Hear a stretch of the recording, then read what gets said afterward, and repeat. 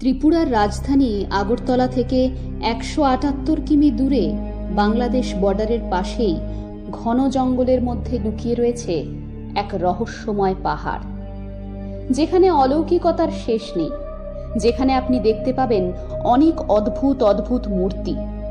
জায়গাটির নাম ঊনকোটি, যা কিংবদন্তিতে ভরা এক জাদুক্ষেত্র। এখানে লক্ষ লক্ষ আশ্চর্যজনক মূর্তি রয়েছে, কিন্তু কিভাবে এত মূর্তি একটি স্থানেই বিরাজ করল?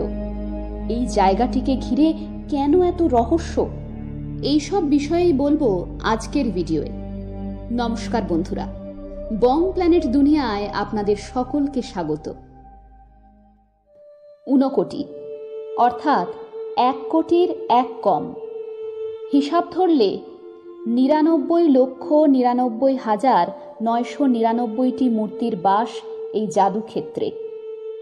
এখানে ভগবান শিবের মূর্তি ছাড়াও অনেক হিন্দু দেবতাদের মূর্তি পাথরে খোদাই করা অবস্থায় রয়েছে।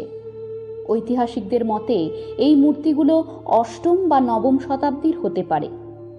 এই পাহাড়টি স্থানীয় আদিবাসীদের কাছে খুবই পবিত্র একটি স্থান এবং কিংবদন্তিতে পরিপূর্ণ। ঊনকোটি নিয়ে একাধিক কাহিনী প্রচলিত আছে। তার মধ্যে উল্লেখযোগ্য একটি কাহিনীর কেন্দ্রীয় চরিত্র হল স্বয়ং মহাদেব।